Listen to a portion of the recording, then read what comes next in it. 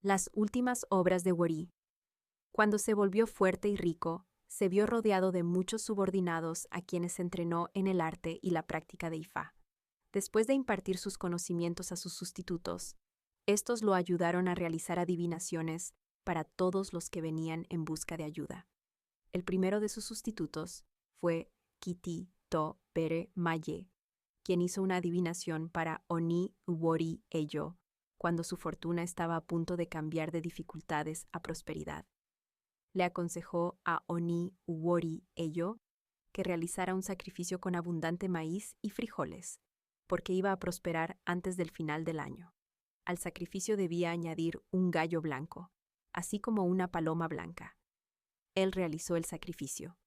Después de hacer el sacrificio, el sacerdote de Ifá dividió el maíz y los frijoles en 2 porciones, y le dio una parte para que se la llevara consigo, aconsejándole además moverse de un lugar a otro. Siguiendo el consejo de los sacerdotes, Oni Ewori Ayo comenzó su travesía hasta que llegó a un lugar donde las aves del bosque celebraban una conferencia. Cuando llegó al lugar, las aves le pidieron comida y él les dio maíz. Después de terminar el maíz, pidieron más comida y él les dio frijoles. Al terminar estos, preguntaron si tenía algo más, y él respondió que ya no tenía nada más que ofrecer. En señal de gratitud, las aves le aseguraron que se convertiría en un hombre rico antes del final del año. Un ave llamada Aluko, Awe Mbini, se arrancó 2 de sus plumas y se las entregó, mientras que la cotorra también se arrancó 2 plumas para él.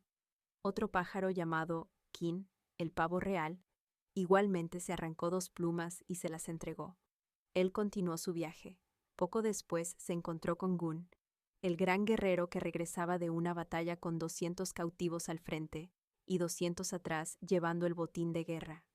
Al encontrarse con esta caravana, se detuvo para saludar a Gun, aunque le dijo que a pesar de su aspecto guerrero, le faltaba dignidad y nobleza. Esú rápidamente inspiró a Gun a exigirle a Oni Wori Eyo que le mostrara cómo podía tener dignidad y nobleza.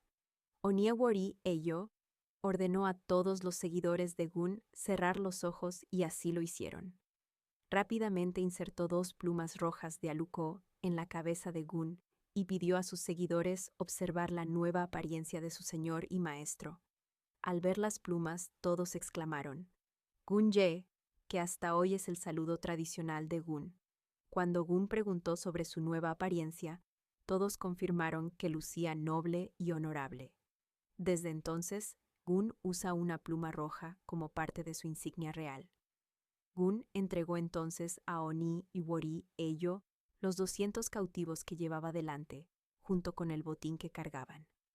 Luego, Oni Wori Eyo llegó al palacio de Lofin, quien estaba sentado en su trono. Nuevamente, dijo al rey que, aunque parecía muy próspero, su apariencia carecía de majestuosidad y nobleza. Cuando el rey pidió que mostrara lo que quería decir, insertó la pluma de Kin en la corona de Lofin. La audiencia palaciega exclamó: Aba Ye O, confirmando su majestuoso aspecto. Lofin entregó parte de su reinado a Oni Wori Eyo para administrarlo y éste continuó su viaje. Finalmente, llegó donde Orisa Ñilá, sentado en su divino trono.